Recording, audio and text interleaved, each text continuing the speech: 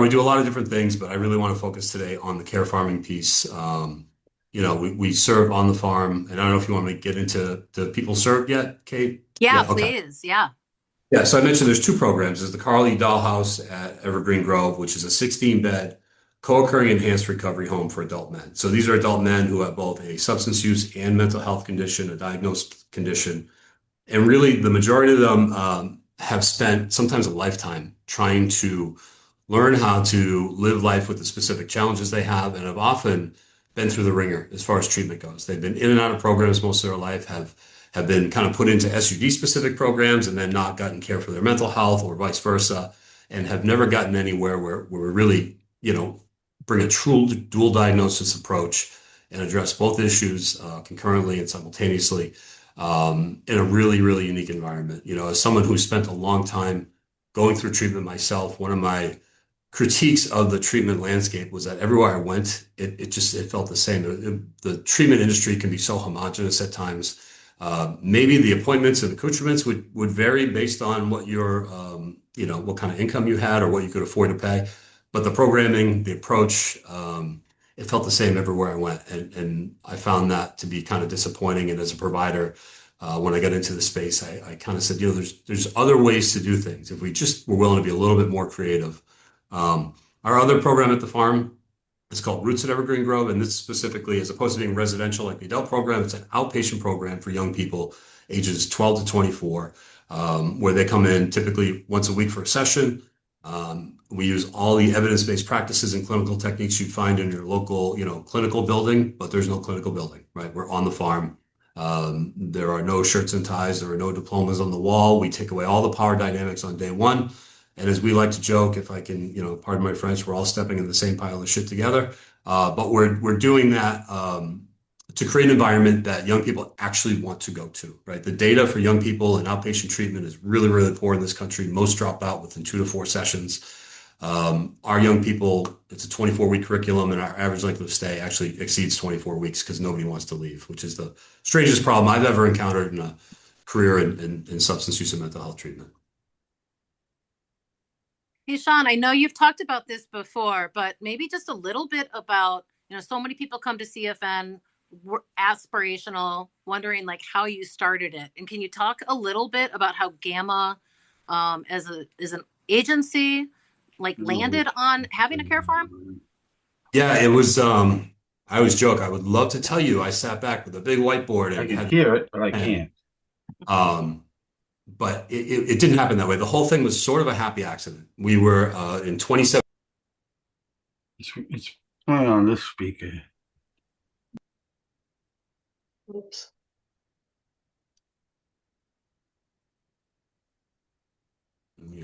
Can you hear me? Yeah. Yep, we can.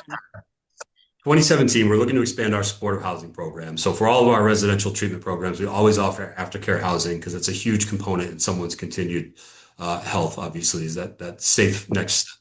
We needed more beds. And when we look for a supportive housing site, we have, our criteria pretty specific. I need a lot of bedrooms. I need a lot of bathrooms. I need a large kitchen and shared dining space, those sorts of things. So it really limits the residential, buildings that we can use. Someone brought a lead to me, another person in this agency, and said, I found a house. It's got 8, 9 bedrooms, 3, 4 bathrooms, big kitchen. I said, great, let's go look at it. She said, okay. We hopped in the car and we're about halfway there. She goes, I didn't tell you this. I said, what? She said, it's a farm. And I said, what the hell are we going to do with a farm? She's like, I don't know, but let's go look at it. So we did. And it's not the site you're looking at now. It was our first attempt at this. It was in a town called Athol, Massachusetts.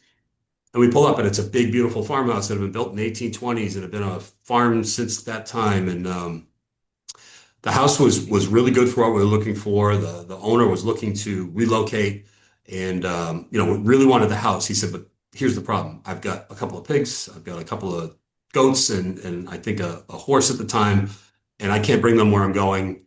If I agree to lease this to you, will you take on the care of the animals? And it was kind of like, wow, we really need this house, but I have no farming background by trade. I'm kind of a city guy growing up. And I said, okay, we'll give it a shot. And the agency was a lot smaller then. We didn't have the resources we do now. So what that meant was for like the first 4 months, this was Sean leaving his house at 4 in the morning, driving to the farm, taking care of the animals, changing, going to work, and doing my day job. And eventually we started to move people into the house. And very quickly we started to notice that the residents in the house, there was like a subset of them. Every time we'd go to, work with them and do case management, they'd be in the barn. It's kind of, we can't get this group of people out of the barn.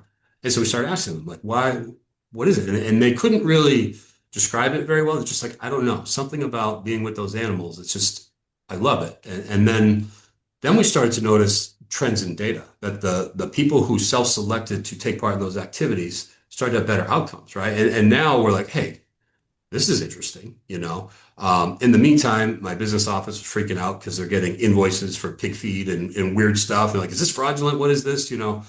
And and before long, we said we got to do some research on this, and we knew nothing about care farming. So we start digging in, and we find out, there's this incredible approach. It's been used for hundreds of years, and okay, great. Who can we learn from? And that was a very small list, but we started to visit those people, and we went to places like Gould Farm out in Monterey, Massachusetts, and Spring Lake Ranch up in Vermont, and we learned a ton of amazing things. We're like, oh my gosh, we just stumbled into something incredible. What we did have a hard time finding was another care farm that really wanted to specifically serve people with substance use disorders. We found a lot that worked with people with psychiatric conditions, people with intellectual developmental disabilities, all populations we care about too, but no one who was really SUD specific.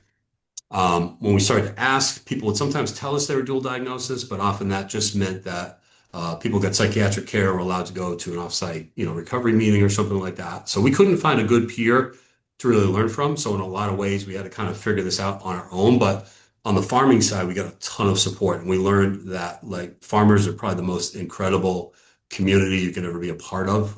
Their willingness to share and learn. I also figured out very quickly every farmer is an expert in their way is the right way. So learning how to navigate that was interesting. So we had success early on. It was really hard. We didn't have a payment model. And after about 2 years, we had lost about $500,000 trying to figure out how to get this idea off the ground. And our board of directors said, we love what you're doing, but you have to shut it down. And they gave me about a 3-month time frame to wind down the program. And in that time, another property came on the market that was closer to headquarters. It was a better property. It would give us an opportunity to, instead of having this old rundown farmhouse, to build a state licensed treatment center that could have ADA accessibility and fire sprinklers. And I made a pitch to the board. I said, I know how to stop losing money. We have to spend a lot more money. And fortunately, they saw the vision. It was a more elaborate presentation. I promise you, it was much more persuasive than that. But that was the gist of it. And fortunately, they did hear my pitch. They did see the vision, and they allowed us to pursue it. So in 2020, we bought this new property. 2021, we opened our doors for the Dahl House. And then in 2022, we opened R.O.O.T.S. And both programs are flourishing. So super exciting. I love that story. I think on the next slide, we're going to move into, you're mentioning R.O.O.T.S and Dahl House. And so, yeah, maybe first we start with R.O.O.T.S, like kind of bringing together therapeutic farming and treatment, sort of the thinking behind the model. Can you tell us a little bit more about R.O.O.T.S and maybe how referrals come in and just how you operate there? Yeah, so R.O.O.T.S, obviously, I mentioned it was the second program to come alive, and the way it came about was our Department of Public Health. They have an office in Massachusetts, the Office of Youth and Young Adult Services. It was a very small department, but this was the group in charge of trying to find ways to serve a growing population of young people struggling with substances, struggling with mental health. The interventions they had at their disposal were limited, not only in availability, but limited in effectiveness. So that group was kind of like really searching for something they could unveil throughout the state. And they contacted us, and they heard what we were doing with Dahl House, and they said, could you do something with young people? It's kind of like, well, residential for youth is like a whole other ball of wax. That might be a little bit much to take on, but we worked together with our Department of Public Health to basically help them write an RFR that our program would qualify for. And, and then we ended up, bidding and being awarded funding. So they awarded us a multi-year, up to 9 years of pilot funding with specific goals. One, prove the intervention works, right? And outperforms other interventions that are available.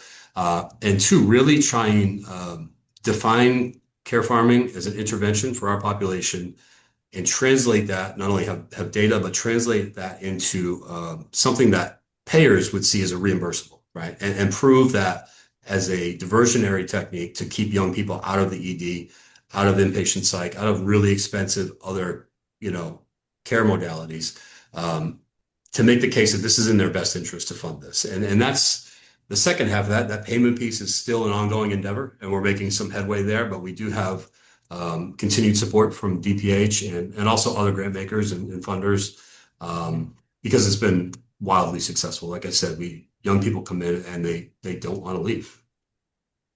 So am I understanding right that this is free of charge to the clients? Yeah. That's another really attractive piece. It's of no cost to the families who want to attend. And what's Wow. nice right now, because we're not funded through healthcare reimbursables, someone can have a primary therapist and get care at R.O.O.T.S and not have a duplication of service issue, right? So they can, and that's actually when things work really well, when they have a therapist we're collaborating with. So they're kind of getting traditional office-based care and getting the R.O.O.T.S experience. Fantastic. So, maybe just explain like what would a typical day look like for someone coming to R.O.O.T.S?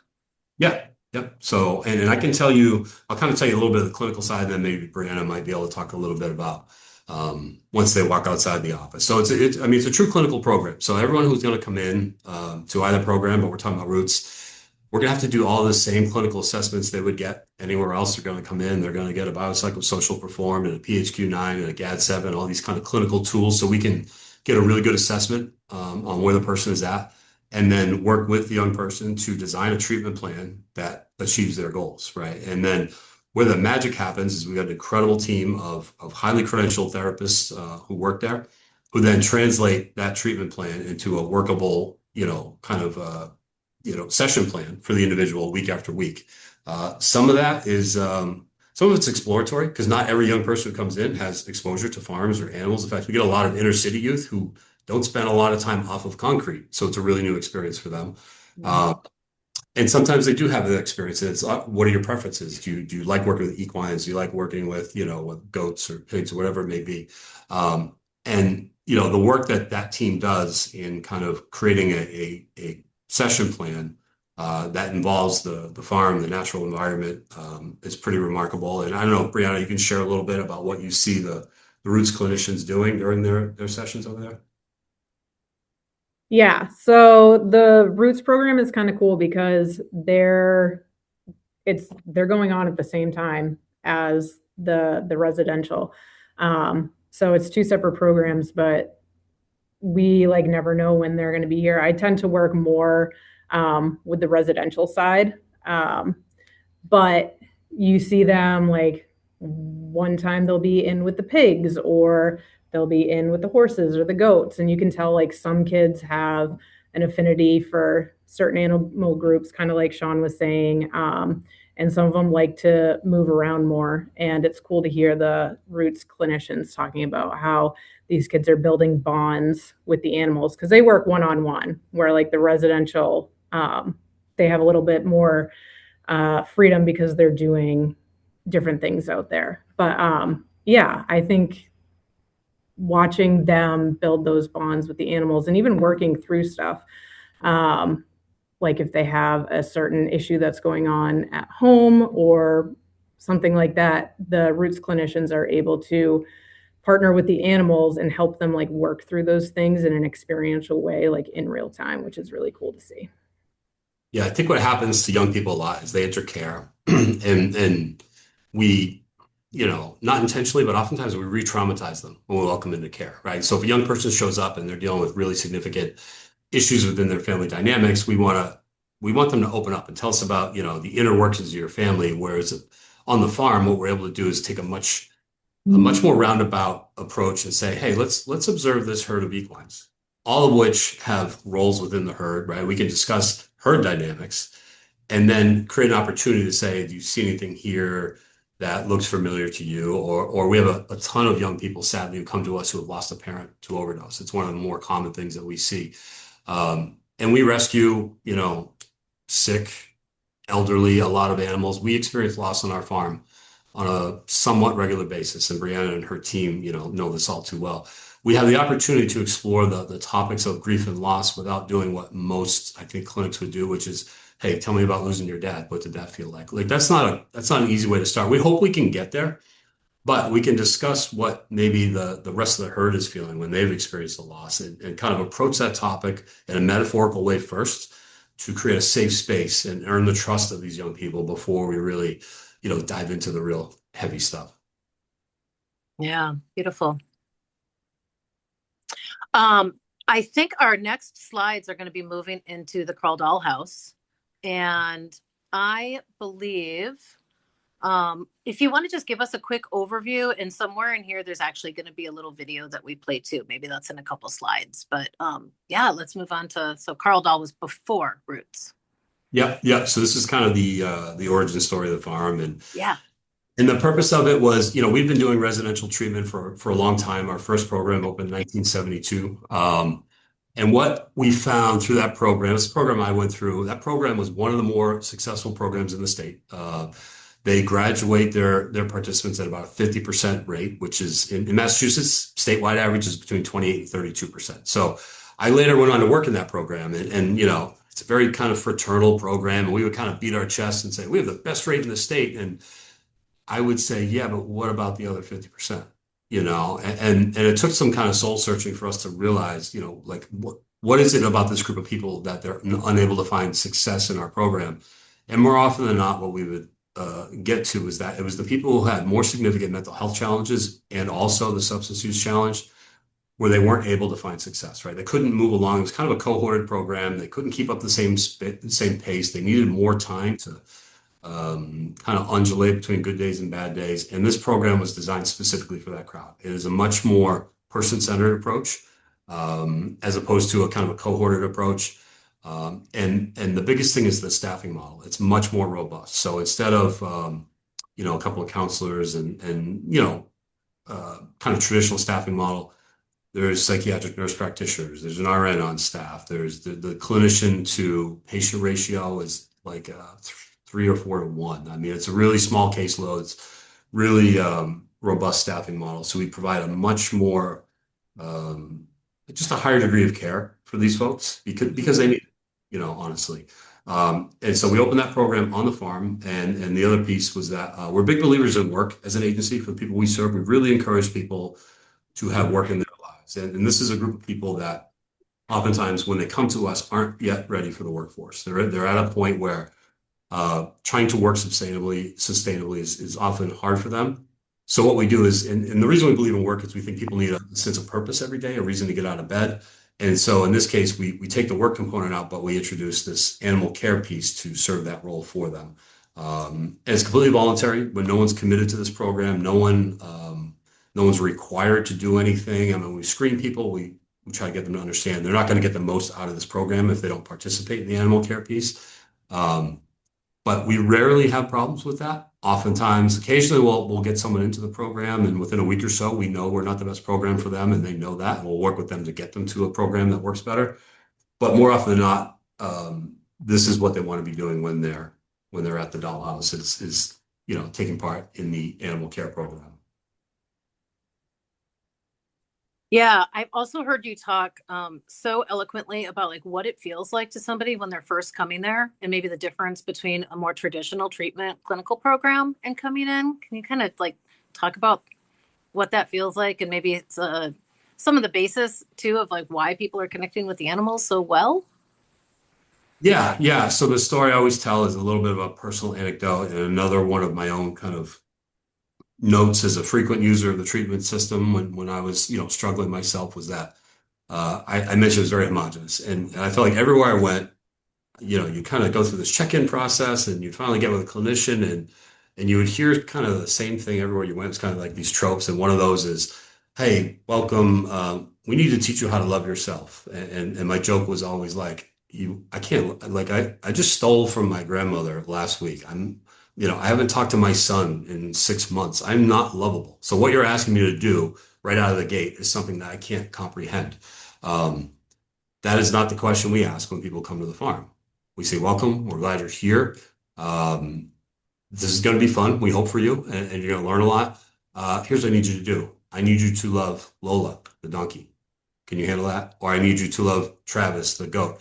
And so it's actually a much lighter lift than asking me to love myself because I did not feel lovable at that point in my life. But if someone showed me an animal who needed care, I go, I think I can do that, and we just let them do that for a while.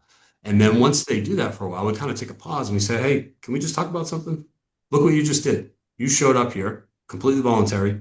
No one forced you to do this. You took care of this animal day and night. You fed it, you learned about its medical needs, you provided medication, you cleaned out its pen. Uh, how's that sound to you? Does that sound kind of lovable? And so we let them arrive at that conclusion that, hey, I am of value. I do have something to offer. And the animals teach all of that to them, So it's just it's a different way of getting to the same place. Yeah, and what about like just the outbuildings? Maybe Brianna could speak a little bit to who are the animals that you're using? You talked a little bit about how they sometimes come to you, but what is like your acreage? You have any gardens going there? Talk to us about like what the space looks like. Yeah, so the entire program is on, I think it's 118 acres or 115. We don't use that full amount. A lot of it's wooded. We actually use about 15 acres for the livestock right now. We do have a garden. It's about 6,000 square feet. And there are two barns on the property. We have what we call the small barn, which is still really big. And then we have the big barn, which is really, really big. The small barn houses all of our smaller livestock. So goats, pigs, alpaca, sheep, and chickens. And then the big barn used to house the majority of our equines, but we keep them all, they're on 24/7 turnout now with run-in sheds. So that's one of our animal welfare things that we've moved towards once we realized and learned that horses want to be outside. They don't want to be kept in a stall for more than 8 hours a day. So we've kind of moved away from that. So the big barn right now stores our hay, which we have a lot of hay. And if we do have really bad weather, we are able to bring the horses in that need it, which is nice to be able to have that space for that. And how are you delegating sort of the chores or tasks to folks there too? Yeah, that's a great question. So we split the animals up into different groups, and some of them are kind of based on the size of the animal. So like all of our mini horses are all together. Our two bigger, like full-size horses are together. And then we have 11 Newfoundland ponies, and they're split up into different groups. And then we have the smaller livestock. The goats, again, are split up by small and large size. And then we have our pigs as well. So assigning our farm responsibilities changes every 2 weeks. So each resident is there, it's like a rotating schedule, but they don't all move through all the groups in the same way. So sometimes someone will come in that has equine experience in the past. Either they grew up riding or, a family member had horses or whatever. So they might move right onto horses right from the get-go, where other people come from the city and they have absolutely no farm experience whatsoever. And they're like, please do not put me with the horses. So we start them with the smaller animals, the goats or the pigs, something like that. And then part of my position, my job is to kind of figure out what is the best way to have these guys interact with the farm. So I kind of have to work with the clinical team and just through conversations with the guys, learn what their recovery goals are, what they're trying to work on, what life skills they need to be successful after they leave here. So depending on what they're working on, that's where they're going to get assigned. And sometimes different animal groups can offer different learning opportunities, or sometimes we partner them with people, with their peers, to either give them, more support if there's someone who is going through a similar thing as them or has similar goals as them, partnering them together to try to support each other, or if they're, something that they need to learn or that they're actively working on is patience, acceptance, and tolerance. Maybe we put them with someone that they have a hard time with so that they have those daily opportunities to deal with someone that's a little bit challenging for them. And then they can go back in the house with their counselor and work through those challenges and learn those skills that they need to be able to navigate a challenging job, someone that isn't easy to work without or live with, learn some of those life skills. Thank you.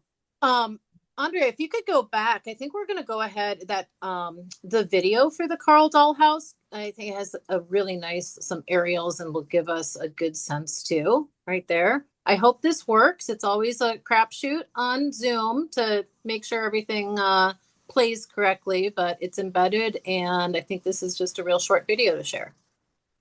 To it, to have my head clear up, start to set some goals and work towards it. There we go. The Dahl House at Cass Farm is a sober, supportive, therapeutic farming community for adult men with substance use disorders. The men reside here, and they live on the farm and also take care of the farm, the animals, and the crops, and everything that goes on here. What we find is that many of the people in early recovery, and I can say this myself, my own experience when I was in early recovery, one of the things I lacked the most was gratitude. And one of the easiest ways to build gratitude in an individual is to show them how to perform service to others. I lived here 7 months, and it was 7 good months. And the decision to move to a sober house was a big one for me, something I've never done before. So 7 months of being able to work and identify with the animals, it really changed my life. Coming here was an opportunity to work with people, like see people on a daily basis in healthy relationships. I've been to a couple of detoxes and 2-week programs, but it's not the same thing. In the state that I was in, I really needed 3 months or close to it to have my head clear up, start to set some goals and work towards them. For me, for my own personal outlook, this sort of situation is really the only thing that I think would have done any good for them. It was just a good environment. At the farm, the guys aren't going to get lost in the crowd. It is very person-centered. The guys get one-on-one counseling once a week. They have a case manager. Our groups are small, and so it becomes personal, and people are able to open up more because it is a smaller group. The difference between the programs I've been in before and this program is that I have to be responsible. I have to show up for life. It's not just in my head. It's sort of pushing the bounds of recovery in a different direction. Thus far, it's been a wonderful opportunity for me to really work on my recovery. Working with the animals gave me a sense of taking care of something other than my needs. I can't stress enough, like taking care of something else besides yourself. It's a big step. This is a way to come back to healthy living. I'm truly most proud of the fact that we can provide such a beautiful home to not only the individuals, the residents that come here and stay, but the animals. And to be able to come here and enjoy the surroundings and the trees and the animals and the love, it's a beautiful thing. The goal for anyone who resides here is to develop a foundation that will allow them to return to the world and reintegrate in society with a solid foundation, contented sobriety. And that doesn't look identical for everyone. They can live a life and be a part of a community and have healthy relationships and live a life second to none.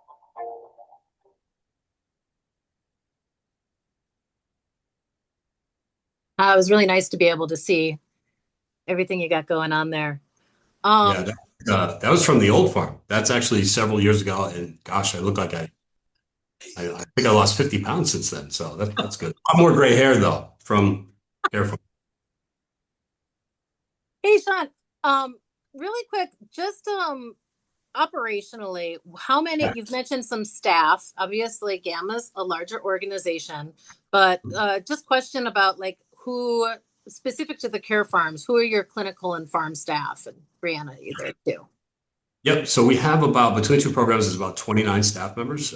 So within the Carl Dahl House, there's a program director, TJ, who's another alum of our programs like I am. We have a clinical supervisor. We have 3 clinicians, a care coordinator. We have a psychiatric nurse practitioner who comes in a couple times a week, an RN who's in there 5 days a week. And then we have a team of what we call recovery specialists who are kind of the eyes and ears of the program. There's at least 2 on at any time, 24/7. And then in addition, there's Brianna and her team. She's got 2 other people. One of the lessons we learned early on is I would hire them as like a case manager. And I'd say, okay, when you don't have a client, I need you to go out to the barn. I need you to clean out this stall. And, talk about a fast way to burn out staff is to ask them to wear too many hats. And what we learned is we really needed dedicated staff whose heads were in the farm all the time, and I need staff who are clinical all the time, and get them to work together to figure out how to make those things mesh. But that was a big game changer for us to bite the bullet and bring in specific animal care staff. And then the R.O.O.T.S team, program director, clinical supervisor, 4 clinicians. So it's a busy place. It looks like a beehive throughout the day with people coming and going. So Yeah, I imagine.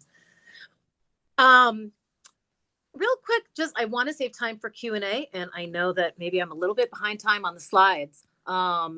We love to talk in these deep dives just about what's going well, and also what isn't going so well. Do you have any kind of milestones that you are pointing towards or that you've achieved, or some kind of surprise about an impact that you've had for this happy accident that you stumbled into here? yeah, I mean, certainly, the biggest thing early on was identifying a sustainable model. And I didn't get too far into this, and I'll just touch on it briefly. By building a facility that allowed us to be licensed as a treatment center in the state of Massachusetts, we're able to utilize people's Medicaid benefits, our state Medicaid program, Mass Health. All these programs are free for anyone who participates. It's an entitled benefit if you have a substance use disorder and a mental health disorder. And you qualify for this level of care. Our residents can stay there typically 6 to 9 months at no cost to them. And R.O.O.T.S is funded through DPH. So that reimbursable model allowed us to achieve sustainability. The catch to that is I can't use a penny of Medicaid dollars towards animal care, right? It's very specific on what I'm allowed to spend it for. So this now shifts tremendous pressure on our development team every year. Our budget all in on all the programs is about $3.5 million a year. And somewhere between 300,000 and 500,000 of that is money we have to raise every year to ensure we're able to care for all the animals. And we do that through a variety of endeavors, through grants and fundraising events. And small donors are really our bread and butter. And I learned very quickly, I had been trying to raise money for people for a long time. It's much easier to raise money for animals than people. But I'm not proud. I'm happy to do that because we love our animals. We've got 75-ish animals there right now. So but that's what it looks like. Achieving sustainability was huge. And now we've got some development stuff. We've got a new building about to start construction for R.O.O.T.S, and some exciting new stuff down the line to maybe start this crazy idea all over again too, for another farm. Yeah, I think that this next slide is kind of showcasing what you've got in terms of your next project here. Yeah. So since we've opened the Dahl House, it's been 5 years. I think not a week has passed where I haven't gotten a phone call from someone who said, I've got a wife, a daughter, a cousin, a friend, an aunt. When are you going to do this for women? And for 5 years, the answer was always the same. As soon as you write a check, I'll open a building. Well, no one ever wrote the check, but we found a way through our sponsors and donors. We've just agreed to acquire the site you're looking at. This is kind of a tough view, but that's a 60,000 square foot building that sits on 84 acres. The intent is to create a campus for women and children. We already have a program running there for moms in recovery, and their children can live there with them. So we keep the family intact and provide care for mom and children. And we're going to be opening another women's program there. And the hope is to do our second care farming installation here starting next year. So we're super excited about this. Well, congrats. Thank you. We have a question in the chat that's leading us into what some of the challenges are. The question is, what, if any, challenges are you facing finding qualified staff, especially for those that can care for animals And if you are finding that that's a challenge, how do you solve for that? Yeah, it's the challenge. I host a lot of tours on the farm, and one time I had a very wealthy individual on the farm, and of course I'm trying to get him to support our farm, but he asked me the question. He said, I have all the money in the world. What stops me from doing this? I said, listen, I can hand you our program manuals, I can give you our schedules, I can give you everything we do, but you can't buy my team. And I don't know how to do this without them, right? And that team didn't all come in, we opened up an ad and everyone came in all at once. It's been over time, the farm tends to attract like really amazing people, but finding people who have the passion to do it, who have the dedication to do it, and oftentimes for some of these positions have the clinical credentials also to be involved with this, super challenging. So it's something we work at all the time. Out of all GAAMHA's programs, the stability of the staff at the farm programs is far beyond what we typically see in substance use or in our IDD work that we do. And I think it just attracts us a different type of person. They have to want to be there, right? I mean, it looks like fun in all these pictures, but Brianna will tell you, work on a farm in Massachusetts in January or in late August and tell me how fun it is. I mean, we have extremes in weather here. And it can be pretty taxing. So I think that's a huge challenge. Learning how to interface with the public sometimes when you have people who have HIPAA protections and 42 CFR protections and things we have to be mindful about. Like we're not able to. I'm jealous of some of our other peer care farms who maybe don't have a clinical model because they can do so much more with public interaction than we can. So we have to be really mindful about that. But for the most part, I think that's it. I mean, I know for us, losing animals is always tough. I mean, I don't know how many of these we've been through, Brianna, but it's a lot. It's never easy. I don't know, Brianna, what are the challenges you're facing on a regular basis?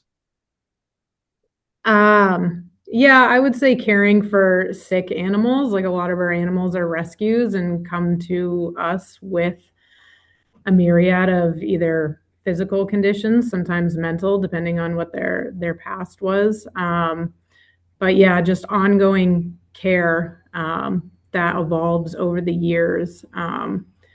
I'll tell people right now, there's no such thing as a free animal. I mean, I think when the farm first started opening, before I was there, they didn't say no to animals a lot. And a couple years down the road, when TJ and I were first working out on the farm, we started to like see what that really looked like.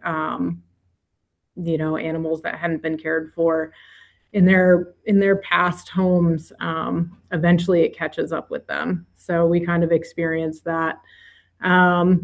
And then as far as finding people who are able to care for the animals, so our animal care team, the two other people that I work with are graduates of the residential program. So they neither of them have like an animal care background, but they learned it through the program. And then when they graduated, they were able to come on as staff. We have Josh, who is our human animal interaction specialist now. So that's what his main job is. He helps me every day with the animals. He's a huge part of our team, but he also gets to help our current residents learn how to interact with the farm and get the most out of it with one-on-one sessions with him where they get to work on specific stuff together. And then Rick is our weekend farm staff, and he again was a graduate, and I can't even call him a weekend because he's there volunteering his time throughout the week as well, not even on the clock. He just loves to be there. So we're, again, like Sean said, we're really lucky because the people that stick around, we have a really amazing team that are really passionate about the animals and as well as like giving back to the program that helped them. Yeah, I think we have like 4 or 5 diabetic horses. I'll never forget. Brianna called me one day and she's like, I need $7,000. I found low sugar hay. And I'm like, oh. And that's something we do now regularly is source low sugar hay for our insulin resistant equines, And Yeah. so those things are challenges. Hay is a challenge, yes. And Sean, you said was it 29 staff between? Yep. Total? Yep. Okay. Gotcha. Maybe I'll just point to these last couple of slides. So we do have a couple minutes for Q&A. When you attended Care Farming Network's national conference, you talked about research, and you've also mentioned about the importance of data to kind of prove that diversionary techniques work. Here in the care farming world, this is really important to us too. Do you want to just like really quickly just touch on the importance of research? Yeah, I mean, it's crucial for us, right? Because I mentioned one of those goals for Roots is to find a way to make this a reimbursable service through healthcare insurance or state Medicaid plans for the outpatient program. And one of the key pieces of that is going to be third-party data, right? So I'm not a salesman. If I was a salesman, I'd self-sponsor a study that would have all the data I wanted it to say. But the key for us is to invite in universities and researchers who are independent to look at our work. And really for us, it's a process of self-discovery too. It may validate what we're doing. It may show opportunities where we could improve. We've hosted two separate studies. One looked actually at the health of our goats on our farm, which was really interesting. And that was out of UPenn, where it actually showed our goats self-selected into interacting with our people, and their physical health improved when they chose to do that. And the second study was a qualitative study on the treatment experience for the men in the residential program. And that almost looks like a self-sponsored study because the data is so incredible. The feedback we got from our residents about how this type of program helped them more than any other program they'd ever been a part of, and how they actually wanted to maintain their connection to animals for the rest of their life as a measure to stay healthy. And there's a question in the chat here about, do you measure sense of community or belonging or emotional regulations? Yeah, no, it's a great question. We try to do that. So, I mean, I mentioned some of the tools on here, PHQ-9s, GAT-7s. Another one we've been pushing lately is like a BARC-10, which measures recovery capital, which kind of captures more of those intangible things, but they're intangible, but they're crucial, right? To an ongoing healthy recovery is, do I feel like I have community? Do I feel like I belong? Do I have the social supports in my life? Not just the more tactical things we tend to think about. So we're always thinking about that sort of thing. We have our agency has a peer recovery support center a couple of miles away with 700 active members. So we're really good at introducing people to a new community if they're seeking that. Fantastic.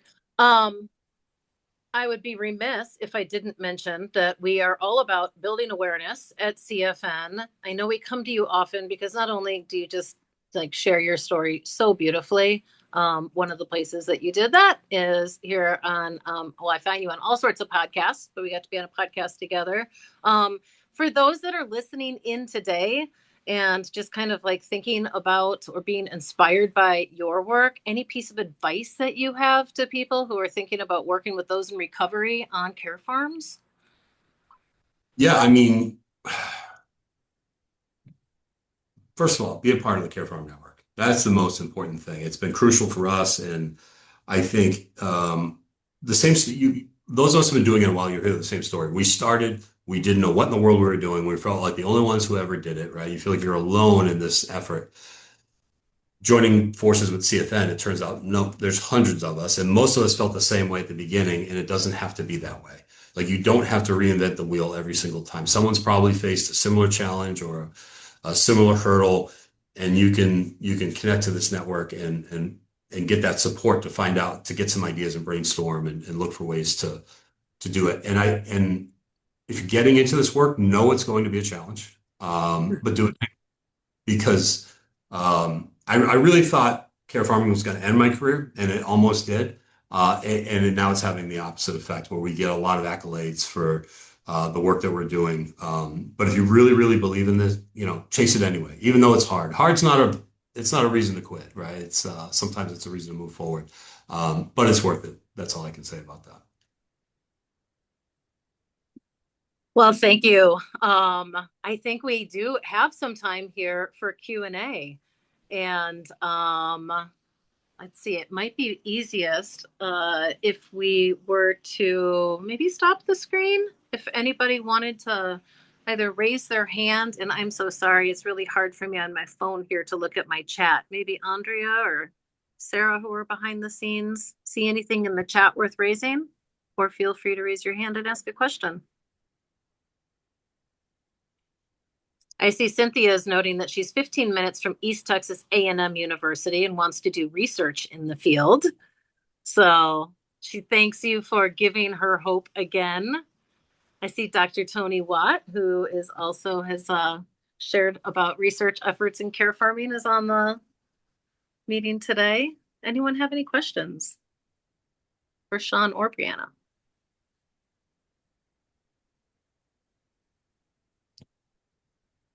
If not, Kate, can I throw something out there? Brianna, 100%. Yeah. Brianna briefly mentioned those Newfoundland ponies that are on the farm, and I just want to throw in a plug for them. Really, really special animals. We formed a partnership with the Newfoundland Pony Conservancy Center when we first started our farm. They were doing incredible work trying to save this species from extinction, and they were about to lose their farm. We were about to open our farm, and it just kind of like, serendipity happened, and we were able to join forces. I think there's somewhere in the neighborhood of 60-ish of these ponies in the United States. 11 of them live on our farm. I think we have the largest herd in the United States, and there's only between 500 and 600 worldwide. And they are not only incredible ponies and equines, but they're incredibly useful in our work in that they're of a manageable size. They've got this incredible temperament for people who aren't necessarily used to working with equines. They're incredibly friendly and just amazing to work with. And our partners at Newfoundland Pony Conservancy Center, if anyone's interested in working with Newfoundland ponies, if you have a farm where you might be able to host some of these incredible animals, please reach out because I can connect you with some folks. There may be some available, and it's really, really important we save this species because they're just amazing, and we need more farms who are willing to maybe host some of these ponies. So I know there was a slide with my contact info. Please let me know if anyone's interested, and I'll connect you with the folks at the Newfoundland Pony Conservancy Center because I think there may be some that may be looking for a home very soon. So we'd love to, kind of spread the love of those amazing ponies around if we can do that. I'm interested. Yeah, thank you. Couple more questions. In terms of you mentioned the clinical aspects of the programs. Are residents on medication management, and do any doctors then would they come in for treatment? Yep, great question. Yes, so almost everyone, I would say, is on at least some kind of prescription, and that can range from psychiatric meds to medication-assisted recovery, whether that's methadone, Suboxone, or Vivitrol, or any number of things. We're really lucky as an agency to have 2 psychiatric nurse practitioners on staff. So our team is able to work with our folks. And what's nice about having people for 6 to 9 months is some of these psych drugs, you don't get instant feedback on whether or not they're working. So having people over a longer arc lets us really make some real headway on finding the right drug for them. We've actually incorporated genetic testing for people who are interested because we can learn a lot about what drug might work best for you if we have your genome. So that's a really new thing that we've added to really specialize and personalize the care that people are receiving. Because so many of these folks are just on this, it's like they're in a blender. They're cycling in and out of ED and program, and they never stay anywhere long enough to really hone in on these things. So it's something we're able to offer folks. And Sean, again, this is back to kind of development and funding. Someone's asking about the breakdown of public and private revenue. Could you share more about like individual or corporate or foundation? You mentioned that you were relying more on some of those revenue streams. And did you start with one specific main revenue stream and diversify later, or some questions around funding? So when we opened the new farm and we were able to create billables through Medicaid, that represents about 2/3 of the budget, I would say there. It's about $2.1 million a year in billables through Mass Health. R.O.O.T.S gets a set amount of money each year from DPH. It's a cost reimbursement contract, so obviously there's not a lot of meat on the bone there. And the rest of the gap is filled by our development team. So every year it's a little bit different. Last year we got a really exciting grant. It was a 3-year, $1.3 million grant for expansion of the R.O.O.T.S program. So that was a multi-year grant with significant dollars attached. We've had congressionally directed spending, earmarks. Talk to your local delegation. They're really, oftentimes interested in unique things they can attach their name to and get a lot of headlines for, right? So you get them to fund you and you spread their name everywhere. That works really well for them. Local foundations have been so important for us, like community foundations, things like that. It might be $7,000, $10,000, but I say 10,000. Brianna goes, that's 2 run-ins. you know what I mean? Which we can never have enough run-ins and, and then campaigns, whether it's sponsoring animals. We sell Christmas trees every year. It's a huge fundraiser for us. We sell 600 or 700 Christmas trees every year. Gets people on the farm, lets us share the mission. Brianna pulls a little trick where she puts a lot of hay and water near the Christmas tree. So, hey, you're here to buy a tree, but look at all these cool animals coming over to say hi while you're doing it. And we have Santa Claus that come in and take pictures with Santa. So it's not any one thing. It's throw your hat in the ring for everything and be okay with no. I can't tell you how many times I've heard the word no. I think there's people when they see me coming, they cross the street because I've tried to ask them for money so many times. But if you're passionate about this work, you have to be a little bit shameless in that department. And I'm okay with no. I'm used to it. Well, I think you set me up for a perfect send off here because Careforming Network in the month of August is hosting a fundraising effort. So check that out on our website if you haven't already. Would love people's support because this is amazing work. I'm going to just remind people, as I said at the top, we have a, just on the screen, we are asking people for some feedback on all of our events and webinars. So you'll see if it popped up on your screen, this takes just a couple minutes to fill out, helps us do a better job at hosting events like this in the future. So please take a second to fill that out. And our upcoming deep dives are going to be, we have something scheduled on October 1st with Simple Sparrow Care Farm located down in Texas. And on November 5th, we're going to be visiting with Community Homestead. So our website will have more event details there. We are at the top of the hour. Sean, Brianna, thank you so much for coming today. Thank you. Really appreciate your time. And we are going to be sharing this out along with the presentation where people can click through and maybe explore some of the slides. And we're looking forward to putting that case study together too, which we'll be sharing within the next weeks. So thanks for your work, all your dedication, clearly your passion, your humor, and just thank you. Thank you. Thank you. All right. Bye. Bye, everyone. Thank you so much. You're very welcome.